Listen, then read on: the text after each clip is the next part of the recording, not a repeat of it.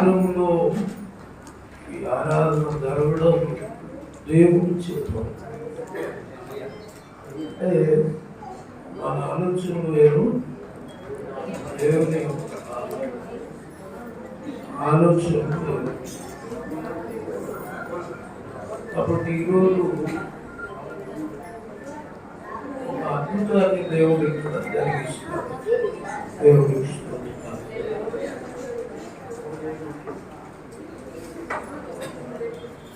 Christmas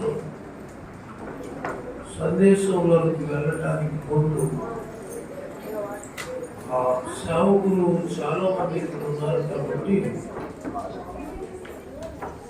ముందు ఈ వాక్యాన్ని మనం చూద్దాం. పరిశుద్ధ గ్రంథంలో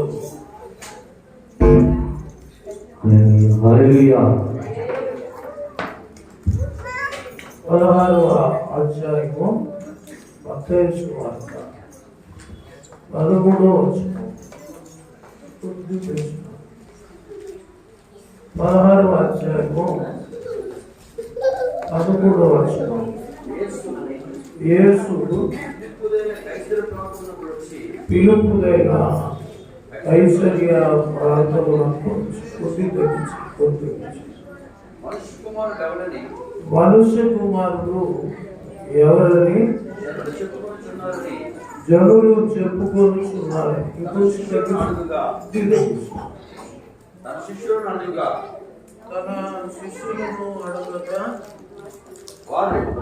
వారు కొందరు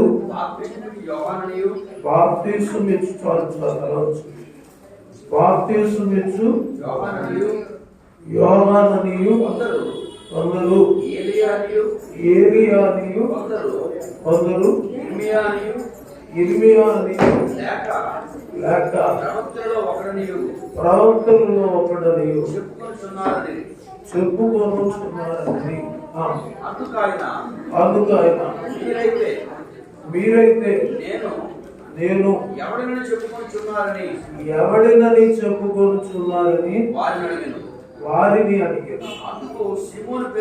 సీమోను పేతురు సజీవుడు దేవుని దేవుని కుమారుడు క్రీస్తు అని చెప్పారు.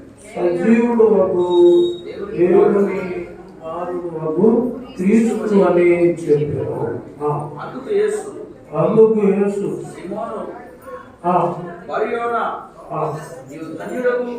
నీవు పరలోకమందున్న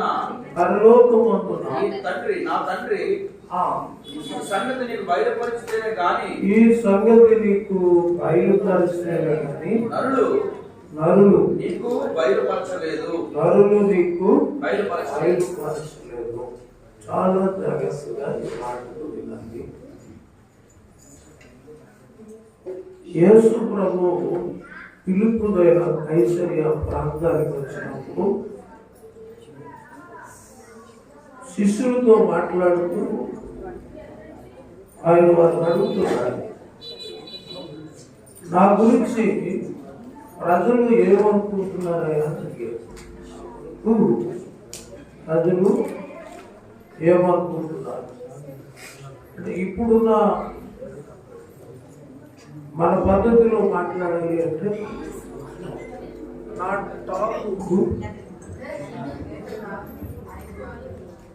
నా టాక్ ప్రజల్లో ఎలాగో ఉంది.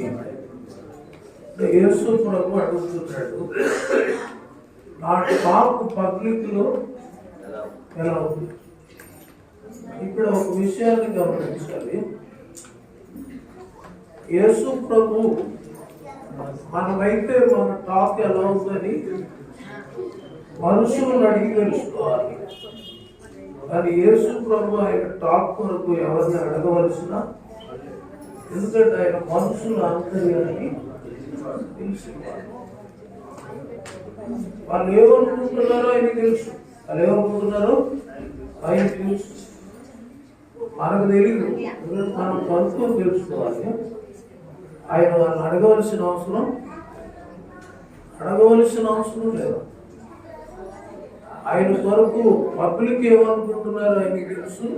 దాని వెనకాల ఉన్న శిష్యులు ఏమనుకుంటున్నారో కూడా ఆయనకి తెలుసు. అయినా ఎందుకు వాళ్ళని అడిగాడు? ఆయన ఏమనుకుంటున్నారో ఆయనకి తెలుసు. కానీ వీళ్ళని ఎందుకు అడిగాడు అంటే వీళ్ళకి ఒక పాఠాన్ని నేర్పాలని అడిగాడు. ఒక పాఠాన్ని నేర్పాలని అడిగాడు. అయితే టోటల్గా వీళ్ళందరూ కలిసి ఏమన్నారంటే ఇర్మియా అయినా యోహాను అయినా ఏలియా అయినా ప్రవక్త, వీళ్ళెవరైనా ఆ ప్రవక్తులు. పబ్లిక్ లోని టాక్ ప్రవక్త అని ఉంది, ప్రవక్త అని ఉంది. పబ్లిక్ లోని టాక్ ఎలా ఉందంటే అందరూ ప్రవక్త అని అనుకుంటున్నారు. వాళ్ళు అలా చెప్పిన తర్వాత ఇప్పుడు మళ్ళా వాళ్ళని అడుగుతున్నాడు. సరే, ఇప్పుడు ప్రజల దగ్గర నా టాక్ చెప్పారు, మీ దగ్గర నా టాక్ ఎలా ఉన్నారు? మీ దగ్గర మీరేమనుకున్నారు? నన్ను ప్రజలు ప్రవక్త చెప్పుకున్నారని చెప్పారు, అసలు మీరే చెప్పుకున్నారు, నేను ఎవరనుకున్నారు మీరు అన్నారు. మిగతా వాళ్ళు ఎవరు మాట్లాడలేదు. కానీ పేతురు ఒక్కడ అన్నాడు, నీవు సజీవుడు అయినా దేవుని కుమారుడు అయినా క్రీస్తు అని చెప్పాడు. అప్పుడు ప్రభు అన్నాడు, ఇది మనుషులు ఎవరు నీకు చెప్పింది కాదు, ఇది తెలిసింది అంటే దీన్ని దేవుడు నీకు బయలుపరిచాడు. బైబిల్లో వాక్యాలు దేవుడు బయలుపరిస్తేనే కానీ కొన్ని రహస్యాలు తెలియదు. దేవుడు ఇస్తుంటారు. దేవుడు ఆత్మ బయలుపరిస్తేనే కానీ కొన్ని మర్మాలు మనకి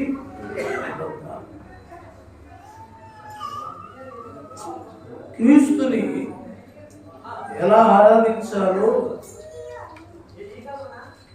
ఆయనే చెప్పాడు. ఆయన శరీరధారి ఉన్నప్పుడు ఆయనను ఎలా ఆరాధించాలో ఆయనే చెప్పుకున్నాడు. ఆయనే ఆ చెప్పుకున్న సందర్భాలు. అయితే నేను ఈ వాక్యం ముందెందుకు జ్ఞాపకం చేశానంటే, నేను ఒక దగ్గర ఒక మీటింగ్కి వెళ్ళినప్పుడు ఒక అబ్బాయి స్టేజ్ మీద ఆట పాడుతుంటే ఆ స్వరాన్ని చూసి ఆనందపడుతుంది.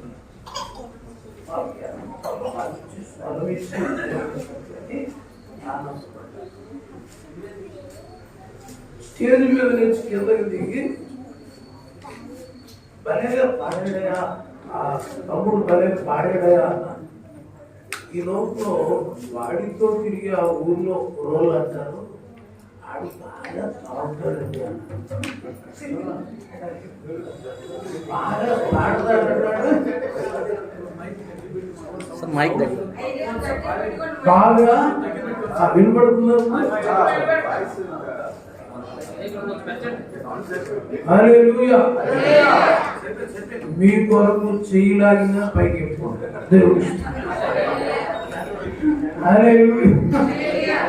ఎందుకంటే చెవులకి ఎక్కువ అలవాటు అయిపోయింది. చూడండి, బాగా పాడు పబ్లిక్ లో వాడి తాగు ఎలా ఉంది, బాగా తాగుతాడు. నేను ఎందుకు ఈ సమయంలో జ్ఞాపకం చేశానంటే, నా ప్రసంగం ఎంత అద్భుతంగా ఉన్నా, నా పాట ఎంత అద్భుతంగా ఉన్నా, నా ప్రార్థన ఎంత అద్భుతంగా ఉన్నా, నా టాపు సరిగ్గా లేకపోతే పరిస్థితి దేవుడి స్తోత్రాలు. అంటే నా వ్యక్తిగత ఆ జీవితం, ఆ ప్రవర్తన అనే టాపు సరిగ్గా లేకపోతే అది ఎంత మంచిగా పాడినా కానీ అది పనిచేసే అవకాశం. కాబట్టి ఈరోజు మనం అందరం ఆలోచించాల్సింది ఏంటంటే, మన టాక్ పబ్లిక్ లో ఎలా ఉంది, మన ఇంటి దగ్గర మన టాక్ ఎలా ఉంది, మన సంఘంలో మన టాక్ ఎలా ఉంది అనేది చాలా ప్రాముఖ్యమైనది.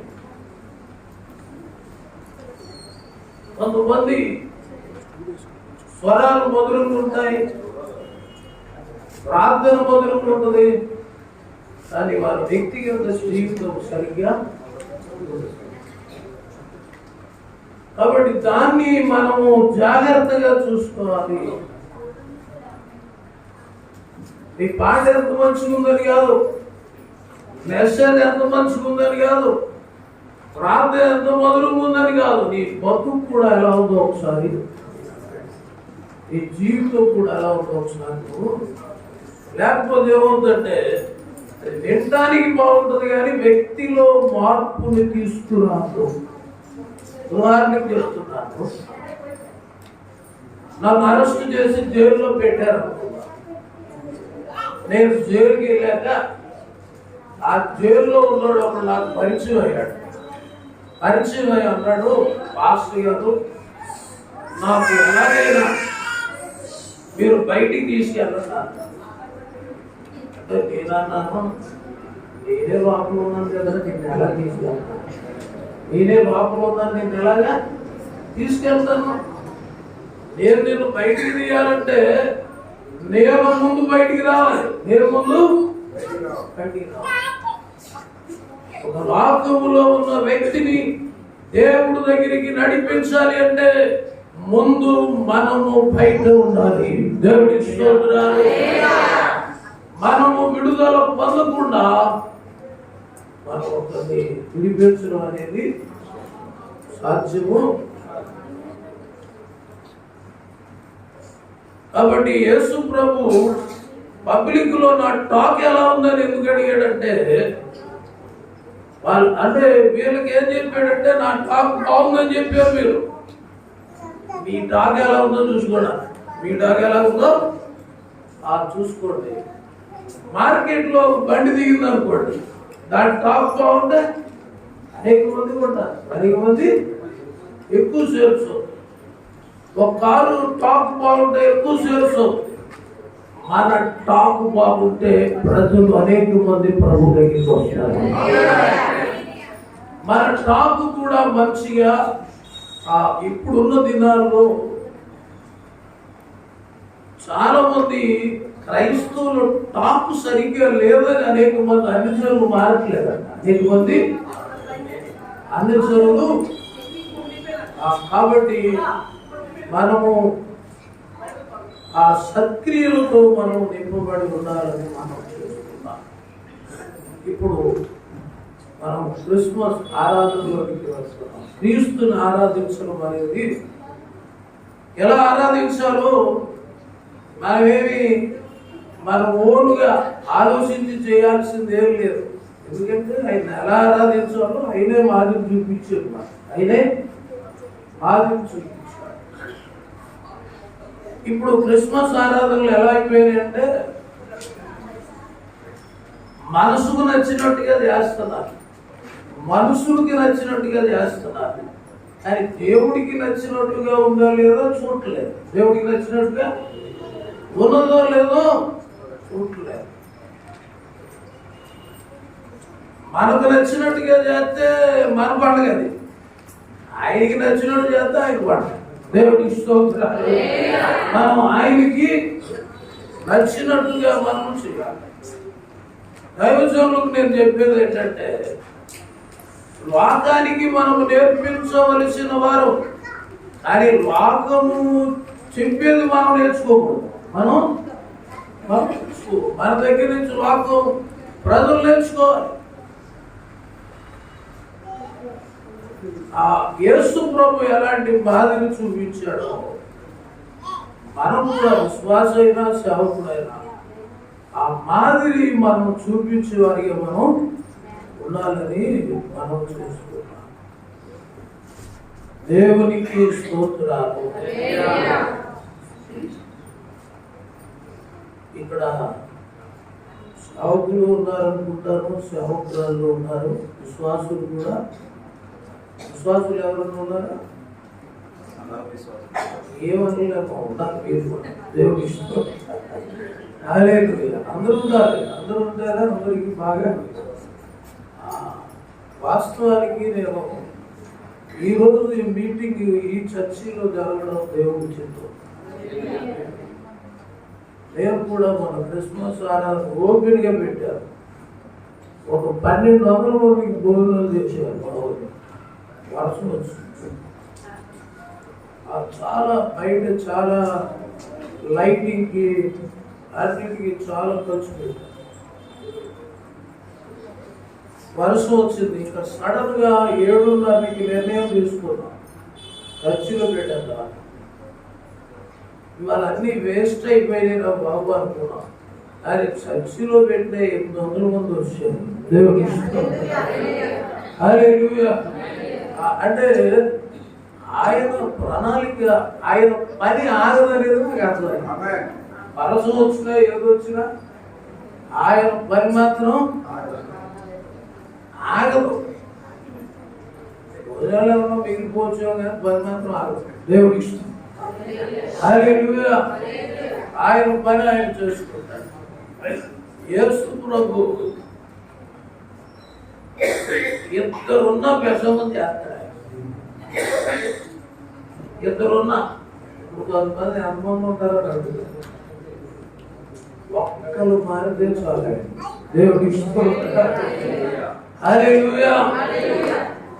కాబట్టి ఈరోజు ఏదో ఒక అద్భుతాన్ని దేవుడు చేయబోతున్నాడు. ఇప్పుడు చెప్పే వాక్యము ఎవరు హృదయంలోకి చేర్చుకుంటారు వాళ్ళ లోపల మంట ప్రారంభమైపోతుంది. వాక్యము లోపలికి వెళ్తే వాక్యానికి ఒక పేరు ఉంది. నా మాటలు అగ్ని వంటివి కాదా అన్నాడు. ఈ మాటలు లోపలికి వెళ్ళిపోతే లోపల ఏముంటుందంట? అగ్ని ఉంటుంది. లోపలకు వాక్యం వెళ్తారంట నీ హృదయం అగ్నిలాగా ఉంటుంది. అగ్ని ఉన్న దగ్గర సర్పము ఉండలేదు. దేవుడి స్తోత్రాలు. అగ్ని ఉన్న దగ్గర సర్పము ఉండలేదు. కాబట్టి మన హృదయంలో ఎప్పుడు కూడా ఆత్మ మంట ఉండాలి. ఏమంటున్నారు? ఇప్పుడు చాలా మంది ఒళ్ళు కంటే ఎక్కువైపోయింది కానీ లాభం మాట్లాడుకోలేదు. దేవుడి ఇష్టం. ఏమంటున్నారు? ఆ లోపల మంట ఉండాలి. అంటే అది వాక్యం లోపల ఉంటేనే కానీ ఆ మంట మనకి ఉండదని మనం చేస్తున్నాను. యేసు ప్రభుని ఎలా ఆరాధించాలో ఇప్పుడు కొంతమంది ఏం చేస్తున్నారంటే కొంతమంది క్యాండిల్ పట్టుకుని ఆరాధిస్తారు. కొంతమంది కేక్ కట్ చేసి ఆనందిస్తారు. ఈ కేక్ కట్ చేస్తే నేను ఆనందిస్తానని యేసు ప్రభు ఎక్కడైనా అన్నాడా? క్యాండిల్ వెలిగితే నేను ఆనందిస్తాను అన్నాడా? నువ్వు వెలిగితే ఆనందిస్తా. దేవుడి ఇష్టం. నువ్వు వెలిగితే నేను వెలిగితే ఆనందిస్తాను. నువ్వు ఎలకన్నా ఎన్ని వెలిగించినా నన్ను బాధ ఎట్టేడు అన్నాడు. దేవుడి ఇష్టం. నువ్వు వెలగాలి. ఎందుకంటే ఆయన చెప్పాడు 5:14 మత్తయి సువార్తలో, నువ్వు వెలిగించే క్యాండిల్ కాదు వెలుగు, నీవు వెలుగై ఉండాలని చెప్పాడు. నేను లోకానికి వెలుగు. నేను మిమ్మల్ని వెలిగించాక ఇప్పుడు నా వెలుగు మీరై ఉండాలి. ఆ వెలుగు ప్రజలు మీలోనే చూడాలి. 5:14 మత్తయి సువార్త చూస్తే మీరు లోకమునకు వెలుగు. ఎవరు అసలు? దేవుడు వెలుగై ఉన్నాడు. ఆయన నువ్వు వెలిగించిన తర్వాత ఇప్పుడు లోకానికి నీవే లోకానికి వెలుగై ఉన్నాడు. కాబట్టి మీటింగ్స్ లో క్యాండిల్ కాదు ఎవరు మనం అలాగా విధంగా చెప్పాలంటే క్యాండిల్ అనేది దీపారాధన సాదృశ్యంగా కూడా అది ఏం చేసినట్టు దీపారాధన. దీపం వెలిగిస్తే తేడా వచ్చేస్తుంది. కేకు మీద క్యాండిల్ పెట్టినా కూడా ఏమవుతుందో తెలుసా? క్యాండిల్ విగ్రహార్పితంగా మారిపోతుంది. ఇది కేకు విగ్రహార్పితంగా మార్పుతుంది. ఎందుకంటే అది వెలిగిస్తే చాలు.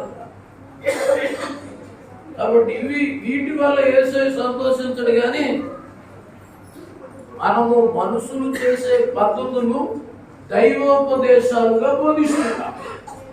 మనుషులు ఆచారాలనే దైవోపదేశాలుగా బోధిస్తున్నాం.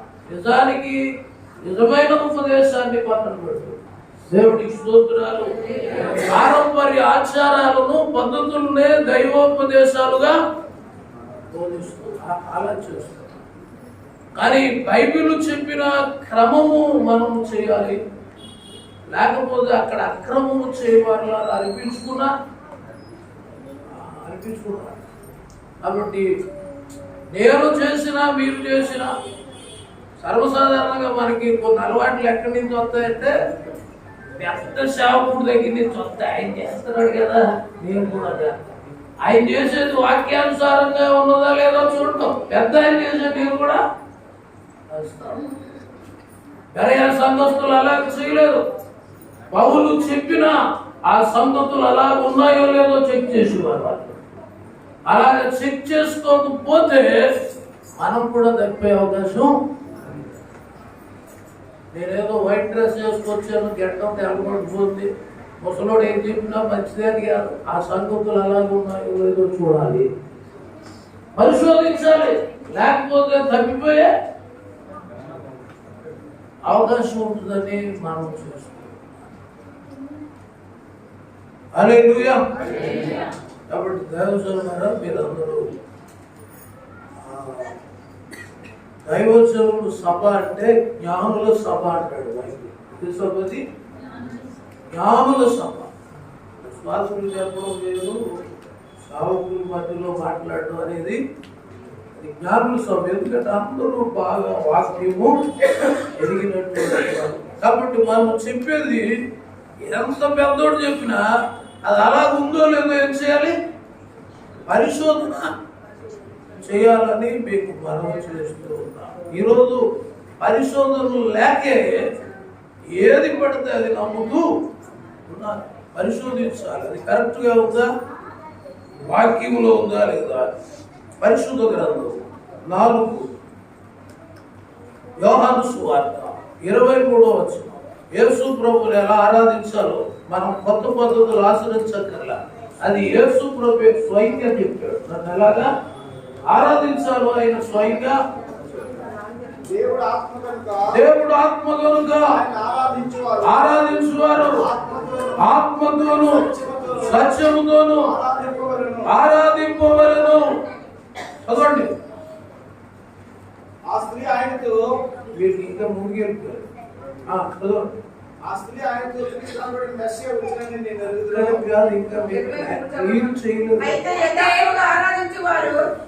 అది యథార్థముగా ఆరాధించువారు ఆత్మతోను సత్యముతోను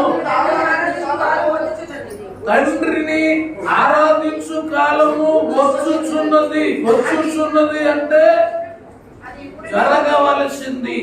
వచ్చుచున్నది అంటే జరగవలసింది. మొదటి మాట వచ్చుచున్నది అన్నాడు, కింద మాట వచ్చి ఉన్నది అన్నాడు. వచ్చి అంటే వచ్చుతున్నది అనేది జరగవలసింది, వచ్చి ఉన్నది అంటే జరుగుతుంది.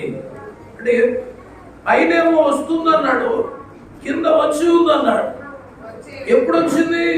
యేసయ్య వచ్చాడు కాబట్టి అది వచ్చేసింది. దేవుడికి స్తోత్రాలు. యేసయ్య వచ్చాడు కాబట్టి అది ఆరాధన ఏమైపోయింది? స్టార్ట్ అయింది. ఆరాధన స్టార్ట్.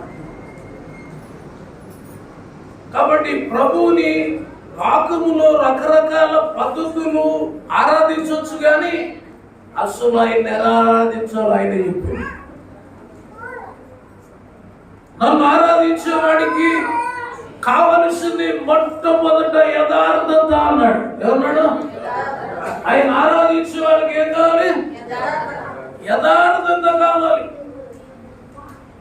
యథార్థవంతులను బలపరచడానికి యెహోవా కనుదృష్టి లోకమంతటా సంచారం చేస్తుంది. నీవు యథార్థంగా లేకన్నా ఎన్ని కొవ్వొత్తులు వెలిగించినా, ఎన్ని కేకులు తినేసినా నీకు సంతోషం, కానీ దేవుడికి సంతోషం. కాబట్టి యథార్థత క్రైస్తవుడికి కావలసిన, ఆరాధనకు కావలసిన మొట్టమొదటి అర్హత యథార్థత. యథార్థత కావాలి, యథార్థత కావాలి. రెండోది, ఆరాధించే వ్యక్తి కంట ఆత్మ కావాలి. ఏం కావాలి? ఆత్మ కావాలి. గుర్తుపెట్టుకోండి, ఆత్మలో కూడా ఉంటాడు. నరుని ఆత్మ యెహోవా పెట్టిన దీపం. ఈ ఆత్మ సరిపోదంట. ఆరాధించేవాడికి ఇంకొక ఆత్మ కావాలి. చూడండి, ఆత్మ కొరకు మీకు చెప్తున్నాను. మనిషికి 2 ఆత్మలు కావాలని బైబిల్ చెప్పింది. 2వ అధ్యాయం కొరింథీ మొదటి పత్రిక 11వ వచనం. కొరింథీ మొదటి పత్రిక 2వ అధ్యాయం 11వ వచనం. 2:11వ వచనం. దేవుని మహిమను కూడా ఒక మనుషుని సంగతిలో ఒక మనుషుని సంగతులు అతనిలో ఉన్న మనిషాత్మకే గాని మరి ఎవరికి తెలియను దేవుని సంగతులు. చూడండి, ఇక్కడ 2 ఆత్మలు చెప్తున్నాడు. ఒకటి మనిషి ఆత్మ, 2 దేవుని ఆత్మ. మనుషుల సంగతులు మనిషికి తెలుస్తాయట. దేవుడు సంగతులు ఎవరికి తెలుస్తాయి? అయితే ఇప్పుడు మనిషాత్మతో ఉన్నవాడికి దేవుడు సంగతులు తెలియాలి అంటే దేవుని ఆత్మ రావాలి. దేవుని ఆత్మ రావాలి. మనిషిని బ్రతికించే ఆత్మను మనిషాత్మ అంటారు. ఈ శరీరాన్ని బ్రతికించే ఆత్మను ఏమంటారు? మనిషి ఆత్మ. ఇది కూడా ఎవరు పెట్టిన దీపం? మనిషాత్మ కూడా దేవుడు పెట్టిందే. ఈ శరీరాన్ని బ్రతికించే ఆత్మను దేవుడు మట్టితో చేసి అతని నాసికా రంధ్రాల్లో గాలిని ఊదినప్పుడు నరుడు జీవాత్మ ఆయన. ఈ ఆత్మ కూడా ఎవరిది? నరుని ఆత్మ యెహోవా పెట్టిన దీపం. ఈ మొదటి ఆత్మ శరీరాన్ని బ్రతికించే ఆత్మ. శరీరాన్ని బ్రతికించే ఆత్మ. ఇప్పుడు ఈ శరీరాన్ని బ్రతికించే ఆత్మను బ్రతికించేది దేవుని ఆత్మ. దేవుని అంటే మనిషిని బ్రతికించడానికి మనిషాత్మ ఎంత అవసరమో ఈ మనిషాత్మను బ్రతికించడానికి దేవుని అభిషేకం అంతా అవసరం. దేవుని ఆత్మ. అందుకనే మనిషి సంగతులు ఎవరికి తెలుస్తాయంట? మనుషులకి తెలుస్తాయి. దేవుడి సంగతులు. ఇప్పుడు నేను ధవళేశ్వరం నుంచి వచ్చాను. మా ఊరు సంగతి అడిగితే మొత్తం చెప్తాను. ఎందుకంటే ఆ ఊరు కాబట్టి మా ఊర్లో సంగతి అని చెప్తాను. ఈ వైజాగ్ ఎక్కడుందో సరిగ్గా తెలిసినా తీసుకొచ్చాను మధుబాబు. ఎందుకంటే ఇక్కడ సంగతులు అడిగి తెలుస్తాయి. ఎందుకు చెప్తున్నానంటే ఏ ఊరోడు సంగతులు ఆ ఊరు వాళ్ళకే తెలుస్తాయి. ఇండియా వాడు అమెరికా వెళ్తే అమెరికాలో ఆ సంగతులు చెప్తాడు. అమెరికా వాడు ఎక్కడికి వస్తే ఆ సంగతులు ఎక్కడ చెప్తాడు? పరలోకములో ఉన్న దేవుడు అభిషేకము నీలోకి వస్తాయి. పరలోకములో ఉన్న సంగతులు భూమి మీద చెప్పగలుగుతాం. పరలోకములో ఉన్న సంగతులు భూమి మీద చెప్పాలంటే ఆ పరలోకములో ఉన్న అభిషేకం నీలోకి. అప్పుడు ఆ పరలోకంలో సంగతులన్నీ నీకు తెలుస్తే ఆశ్చర్యంగా ఉంటుంది. ఏ ఊరోడికి ఆ ఊరు సంగతులే తెలుస్తాయి. ఆ పరలోకంలో అభిషేకం మనలోకి వస్తే పరలోక మర్మాలు మనకి తెలుస్తాయని మనం చూస్తున్నాం. కాబట్టి ఆరాధకుడికి మొట్టమొదటి కావాల్సిందేంటి? యథార్థత. 2వది ఆత్మతో. 3వది సత్యముతో. అంటే అర్థం ఏంటో తెలుసా? ఆరాధించి కూడా అబద్ధాలు ఆడకూడదు. ఆరాధించి కూడా అబద్ధాన్ని జయించాలి. అబద్ధం ఆడుతూ ఆరాధిస్తే వాకస్తుడికి మనకి తేడా ఏమి? నేను బైబిల్ చదివినప్పుడు అబద్ధానికి నాన్న ఎవడని రాయబడింది బైబిల్లో. 8:44 యోహాను సువార్తలో ఆడ అబద్ధికుడు, అబద్ధానికి జనకుడు, అబద్ధానికి నాన్న సాధారణ అన్నోడు చెయ్యొద్దండి, అబద్ధానికి తండ్రి రాడన్నోడు చెయ్యొద్దండి.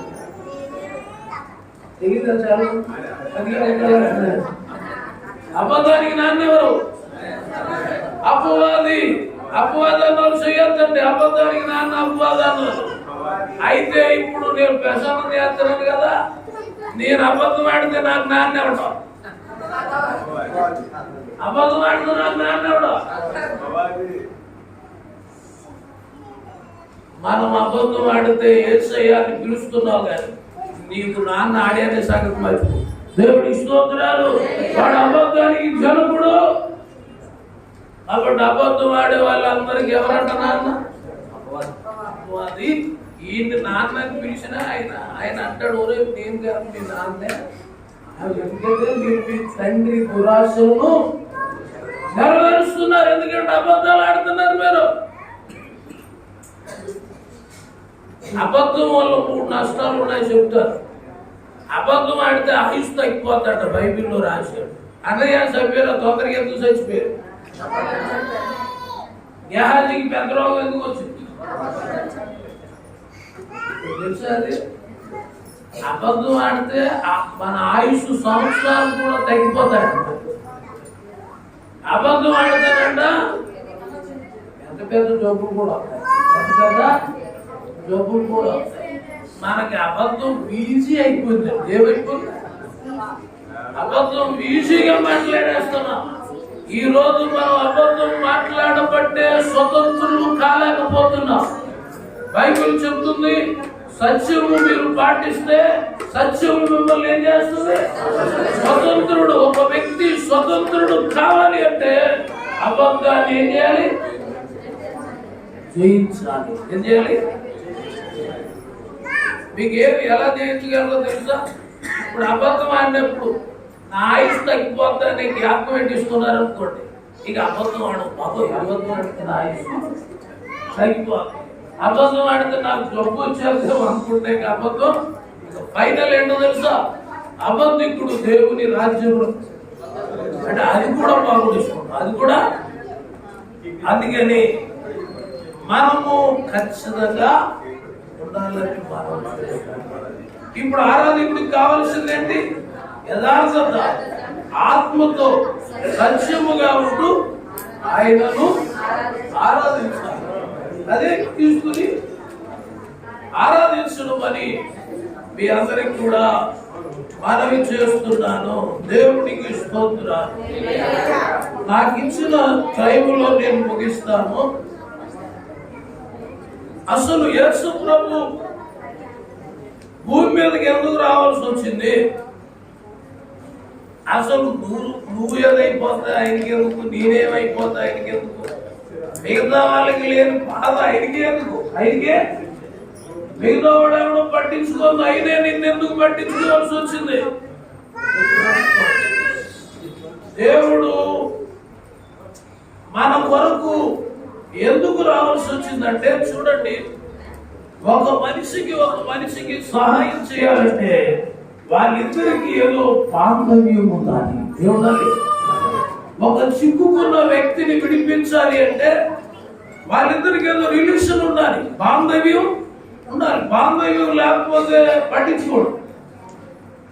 కాబట్టి యేసు ప్రభు ఎందుకు నిన్ను విడిపించడానికి వచ్చాడంటే, నీకు ఆయనకు ఒక బంధం, ఆత్మ బంధం. ఏ బంధం అది? ఆత్మ బంధం. ఆ ఆత్మ బంధాన్ని బట్టే నీలో ఉన్న ఆత్మ ఎవరిది? ఆయనది. ఉదాహరణ చెప్తున్నాను. ఒక ఎస్పీ గారు అమ్మాయి ఒక పోకిరి ఓటు ప్రేమించింది. ఆ ఎస్పీ గారు అన్నాడు, దుర్మార్గుడు, ఆయన ప్రేమించడం ఎట్లు అన్నాడు. ఈ ప్రేమించే పిల్లలకి ఎలా ఉంటుందంటే, ఆ ప్రేమలో వాడే హీరోలా కనపడతాడు, ఈ అమ్మాయి హీరోయిన్లా కనపడతాడు. ఎవడు మంచి చెప్పినా వెళ్ళలా కనపడతాడు. ఎందుకంటే ఆ ప్రేమ మైకు అన్నాడు. ప్రేమ మైకు అలాంటిది. ఆ ప్రేమలో పడిన వాళ్ళకి తల్లి మాట కన్నా, తండ్రి మాట కన్నా, దేవుడి మాట కన్నా ఆ ప్రేమించినోడు మాట ఆ మైకుల్లోని వాళ్ళు ఉండిపోతారు. మొత్తానికి ఎంత చెప్పినా ఆనే చేసుకున్నాను. చేసుకున్నాక తెలిసింది ఆ అమ్మాయికి చేసుకున్న రోజు దగ్గర నుంచి చెదకొట్టి అక్కడ డబ్బులు అంటారా మీ నాన్న దగ్గర అంటాడు. ఇప్పుడు ఎస్పీ గారు ఇతని ఫ్రెండ్ కలెక్టర్ దగ్గరికి వెళ్ళి చెప్పాడు, మా అమ్మాయికి ఎంతసేపు నేను ల్యాండ్ చేసుకుంటే ఆడు చెదకొట్టి అతన్నాడు, డబ్బులు తెమ్మని ప్రతిరోజు ఇబ్బంది పెడుతున్నాడు. అంటే కలెక్టర్ అన్నాడు, నువ్వేమన్నా నార్మల్ పొజిషన్ ఉన్నాడురా, ఎస్పీ కదా నువ్వు వాడిని ఏదైనా చేయొచ్చు కదా అన్నాడు. నేను ఆడిని చేయడం 5 నిమిషాలు పట్టదు, కానీ నా కూతురు అక్కడ ఉండిపోయింది. మనం చేసే పొరపాట్లకి దేవుడు మనల్ని ఏది చేయాలన్న నిమిషం పట్టదు, కానీ ఆయన అంటాడు నా ఆత్మ వాళ్ళ దగ్గర ఉండిపోయింది అన్నాడు. దేవుడికి స్తోత్రాలు. నా ఆత్మ వాళ్ళ దగ్గర ఉంది, అందుకనే నేనేమి లేకపోతే నాకున్న పవర్కి ఏదైనా చేయగలను, కానీ ఆత్మ ఉంది కదా అది నశించిపోతుందని నేను వాళ్ళని నాశనం చేయకన్నా వాళ్ళని విడిపించడానికి మీదకి ఎందుకు వచ్చాడు ఆయన అంటే నీ ఆత్మకు బంధం. యేసన్న గారు పాడాడు కదా, పాడండి. మన బంధము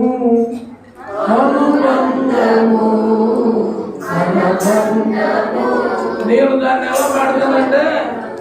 ఎలా పాడతానంటే మన బంధము ఆత్మ బంధము, మన బంధము ఆత్మ బంధము, మన బంధము రక్త బంధము, మన ఏ బంధాన్ని బట్టి వచ్చాడు ఆయన? ఆత్మ బంధం. దాన్ని విడిపించడం ద్వారా మిగతా వాడికి ఎవరికైనా ఉంటుందా బాధ్యత? కొడుకు జైల్లో పడితే ఎవరికి ఉంటుంది? నాన్నకు ఉంటుంది. ఆయన నాన్న కాబట్టి ఆయన వచ్చాడు బాధ్యతగా. దేవుడికి స్తోత్రాలు. మిగతా వాడికి సంబంధం లేదా బంధం బంధం బంధం. ఇప్పుడు అసలు ఏం జరిగిందో మీకు చెప్తున్నా.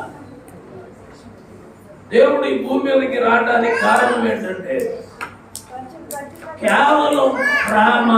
ఏంటి చెప్పండి? దేవుడు లోకమును అంతులేని ప్రేమ. ఏ ప్రేమది? అంతులేని ప్రేమ ప్రేమించాడు ఆయన.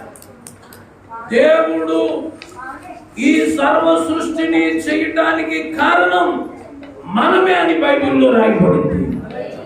అంటే ఎవరిని ప్రేమించి సృష్టిని చేశాడు? మనలను ప్రేమించి సృష్టిని చేశాడు. దేవుడు ప్రేమ మాటలతో చెప్పేది కాదు, క్రియాపూర్వకమైన ప్రేమ, క్రియలలో చూపించే ప్రేమ. నిజంగా మనం కూడా ఆయన్ని ప్రేమిస్తే మనం కూడా క్రియలలో ఆ ప్రేమను చూపించాలి. మన డూప్లికేట్ ప్రేమ క్రియల్లో చూపించాలి, కానీ ఆయన ప్రేమ ఒరిజినల్ క్రియాపూర్వకమైన ప్రేమ. అందరు కాదండి, పౌరుషం కలిగిన వాళ్ళు ఎప్పుడూ ఉన్నారు. దేవుడికి స్తోత్రాలు. వాళ్ళు ఉన్నారు, వీళ్ళు కూడా ఉండేవాళ్ళు ఉన్నారు. దేవుడు చూడండి, మనం ఒక బిల్డింగ్ కట్టాలనుకోండి, ముందు ఏం చేస్తాం? దానికి కావలసిన మెటీరియల్ అక్కడికి చేరుస్తాం. ఒక కన్స్ట్రక్షన్ చేయాలనుకున్నప్పుడు దానికి ఏ మెటీరియల్ కావాలో అన్ని అక్కడికి చేర్చుకుంటాం. దేవుడు మనల్ని కట్టడానికి మనకు ఏ మెటీరియల్ కావాలో ముందు అవన్నీ చేశాడు. అవన్నీ ఆకాశం అవసరం, మనిషికి భూమి అవసరం. అంటే మనల్ని కట్టడానికి ముందు మనకి ఏది అవసరమో సమస్తాన్ని అక్కడికి సృష్టించాడు. ఈ అన్నిటినీ సృష్టించేటప్పుడు దేవుడు ఇవన్నీ ఎవరి కొరకు సృష్టించాడు అని అంటే కేవలం మన కొరకు, దండం పెట్టడానికి కాదు, వాడుకుంటాను. దేనికి? వాడుకోవడానికి చేశాడు, కానీ దండం పెట్టడానికి. వీటికి దండం పెట్టమల్లా, ఈ చేసినందుకు నాకు దండం పెట్టు అన్నాడు. దేవుడికి స్తోత్రాలు. ఈ చేసినందుకు నాకు నువ్వు ప్రతిరోజు కృతజ్ఞుడివై. ఇప్పుడు ఏం చేశాడంటే ప్రియమైన దేవుని బిడ్డ, దేవుడు జంతువుల్లో ఒక జత చేశాడు, ఆడముఖం చేశాడు, మా కుక్క చేశాడు, ఆడేను చేశాడు, మగేను చేశాడు. వాటికి ఏటికైనా మన మొక్కలు ఎట్టాడా? మన మొక్కలు ఎట్టాడా? వాటి మొక్కలు ఎట్టాడు. కానీ మనలను ప్రేమించడం వల్లట ఆయన స్వరూపంలో చేసినాడు. దేవుడి స్తోత్రాలు. ఇది కూడా ఏంటి చెప్పండి? ఆయన స్వరూపంలో చేయడానికి కారణం ఏంటంటే మన మీద ఉన్న ప్రేమ. లేకపోతే ఆటి ముఖం కానీ మనకి ఎట్టిసాడు అనుకో, జంతువులు కానీ మన ముఖాలు మన మీద చూసుకోలేవు. దేవుడి స్తోత్రాలు. ప్రేమించి ఏం చేశాడు? ఆయన స్వరూపంలో చేశాడు. ఒక భార్యకి డెలివరీ అవుతుంది, ఆవిడ లోపల నొప్పులాడుతుంది, ఆయన బయట నొప్పులాడుతున్నాడు. అంటే ఆ బాధ ఈయన బయట పడుతున్నాడు. ఈ లోపల ఆ నర్సు వచ్చింది, ఆ బాబు ఉంది, ఏమ్మా అంటే నీకు మగపిల్లడు పుట్టాడు అంది. ఈ మాకు నవ్వు వచ్చింది. నవ్వు వచ్చాక మళ్ళా అంది, సేమ్ నీకులాగే ఉన్నాడు. సేమ్ నీకులాగే ఉన్నాడంటే ఎలా ఉంటుంది? ఎక్కర్లేని ఆనందం. చూడండి, దేవుడు ఆయన స్వరూపంలో చేసుకున్నాడు. నీకులాగే ఉన్నాడు అనగానే ఆడు పుట్టినరోజు చేశాడు. ఇంట్లో డబ్బులు లేకపోయినా ఆడు బోరులో పుట్టాడని 5 లక్షలు అప్పు చేసి పుట్టినరోజు చేశాడు. నాకులాగే ఉన్నాడు మా అబ్బాయిని 5 లక్షలు పెట్టి పుట్టినరోజు చేశాడు. ఓ పాస్టర్ గారిని పిలిపించాడు. ఆ పాస్టర్ గారు ఈ పుట్టినరోజు చేసి 15 సంవత్సరాలు ఎక్కడికో వెళ్ళిపోయాడు. 15 సంవత్సరాలు మళ్ళీ వచ్చి అన్నాడు, రేపు మీరు మీ అబ్బాయి పుట్టినరోజు 5 లక్షలు అప్పు చేశారు, ఎలా ఉన్నాడు అని అడిగాడు. వచ్చి అడిగితే వాళ్ళ నాన్న అమ్మంటారు, ఆడు పొట్టాన ఉంటే బాగుంది బాబు అన్నాడు. అంటే ఆడు పెరిగి పెద్దోడ ఏం చేశాడు? వీళ్ళ పొరుగు మంటకి వెళ్ళిపోయాడు. చూడండి, తన స్వరూపంలో మనిషిని చేసుకుని ఆనందించిన దేవుడు 6వ అధ్యాయం 7వ వచనంలో ఆదికాండంలో వీళ్ళను చేసినందుకు నేను సంతాపడుతున్నాను, వీళ్ళను చేసినందుకు నేను సంతాపడుతున్నాను. మనల్ని చూసి ఆనందపడుతున్నాడా సంతాపడుతున్నాడా చూసుకోవాలి. ఆనందపడితే అన్ని ఆశీర్వాదాలే, సంతాపడితే అన్ని దెబ్బలే. అన్ని దెబ్బలే. పిల్లోడు మనకు నచ్చినట్టు ఆడికి ఏది పడుతుంది కొనేద్దాం. ఆడికి కానీ రోజు కానీ ఎదవేహాలకు చిన్న కొడేద్దాం, రోజు మరణాలకు కొడేస్తాడు ఆయన. దేవుడి స్తోత్రాలు. హల్లెలూయా.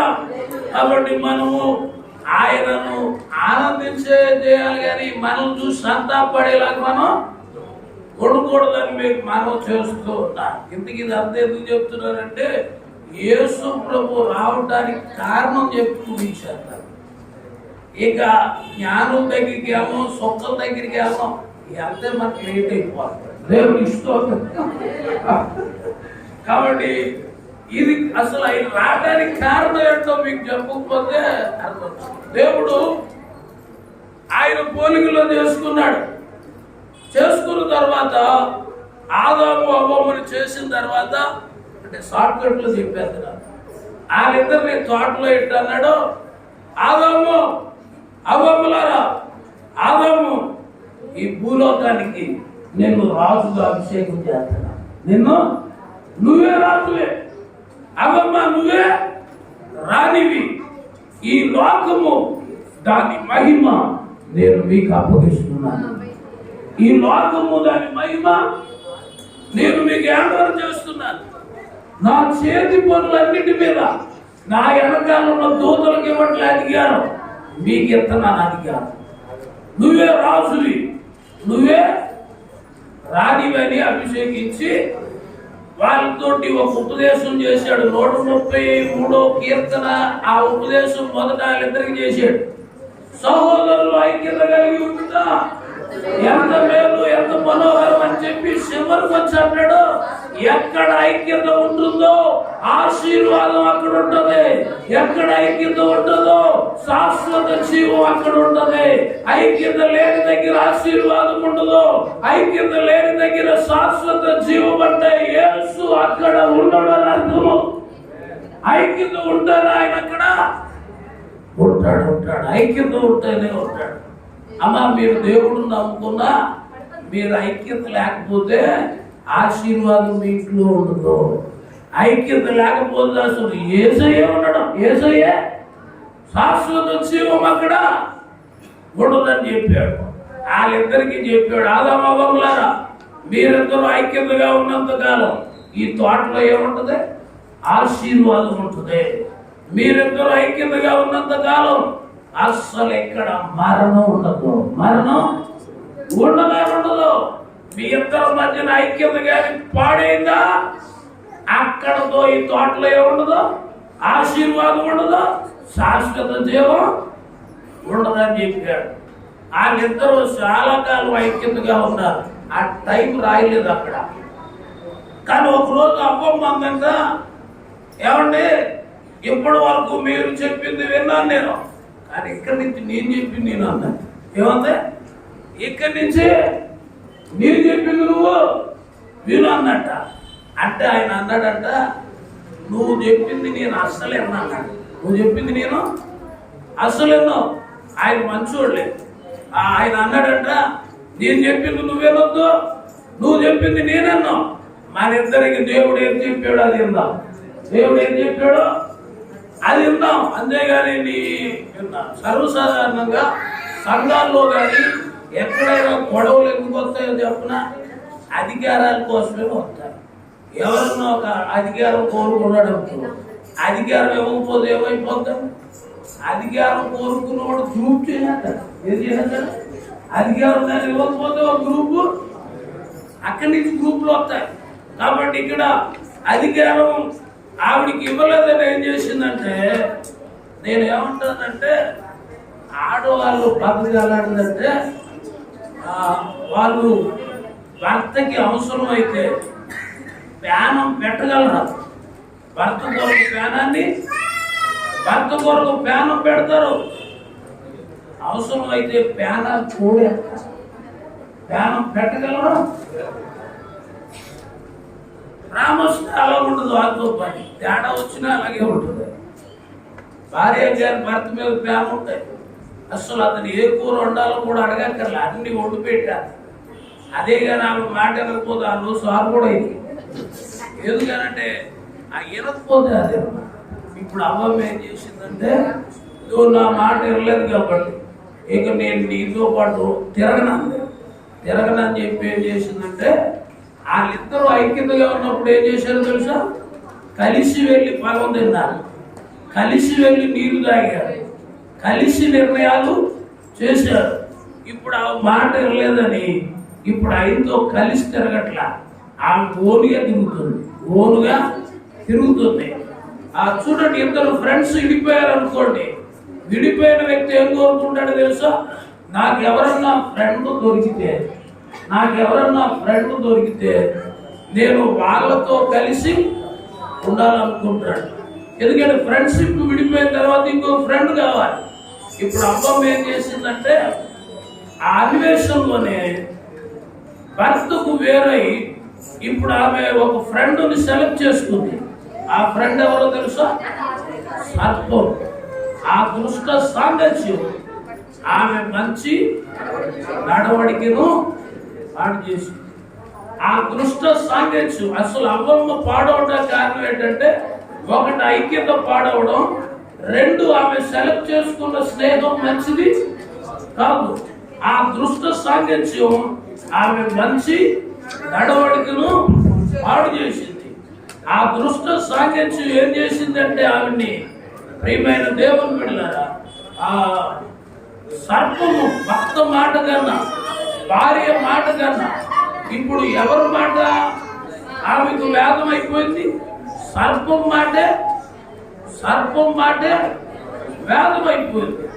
ఇప్పుడు సర్పం అంది, ఈ చెట్లు పొలాల్లో ఏదైనా మిమ్మల్ని తినొద్దు అన్నాడు అంటే అన్ని తినమన్నాడు, కానీ ఆ చెట్టు పొలాలు తింటే సత్తావు అని చెప్పాడు. ఇప్పుడు సాతానికి వీళ్ళ ప్రాణరాశి ఏమైపోయింది?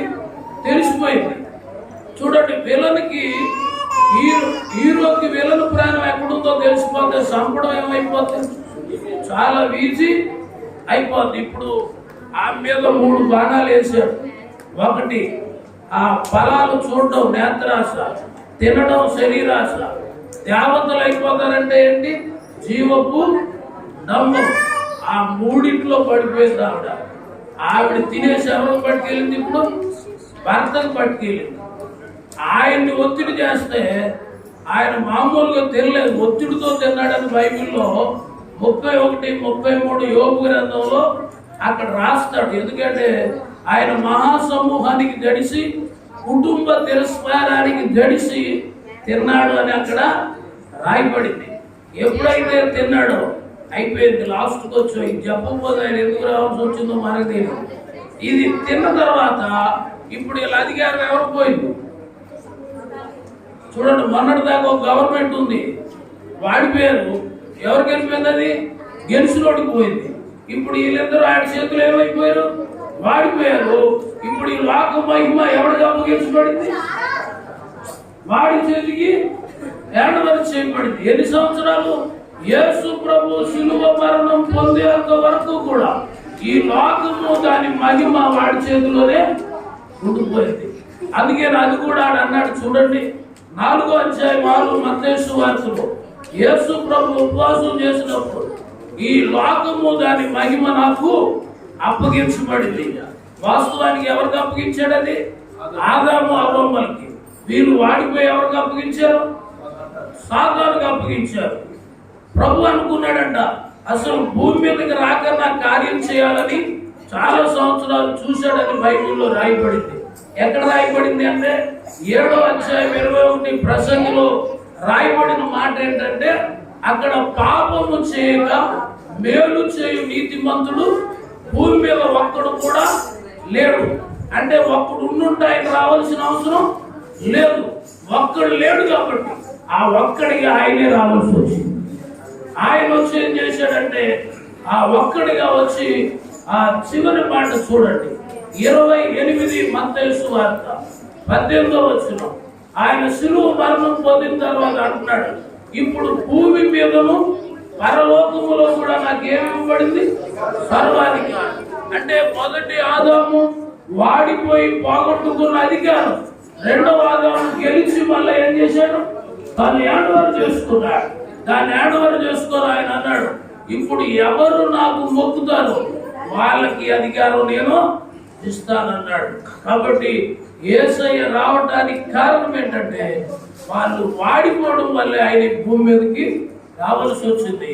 వాళ్ళు వాడిపోవడం వల్ల 2 మరణాలు వచ్చినాయి. శరీర మరణం వచ్చింది, ఆత్మ మరణం వచ్చింది. దీనికి కారణం పాపం. దీని నుంచి విడిపించడానికి మళ్ళా పోగొట్టుకున్న అధికారాన్ని తిరిగి మానవుడికి ఇవ్వడానికి యేసయ్య ఈ భూమి మీదకి రావాల్సి వచ్చింది. వచ్చాడు, తన కార్యాన్ని చేశాడు. దేవుడి మాటలు మనందరిలో ఫలింపచేయుగాక. మీ అందరికీ థ్యాంక్ యూ పాస్టర్. చక్కటి వర్తమానం చేసిన దైవజనులు దోషం ప్రమేయాన్ని బట్టి ప్రభునామానికి మహిమ కలుగును గాక. Hallelujah. Happy happy Christmas. Merry merry Christmas. ఆహాహా క్రిస్మస్. బాగుంది క్రిస్మస్. భలే భలే క్రిస్మస్. అది చెప్పబడిన వాక్యం కొరకు మన మధ్యలో ఉన్న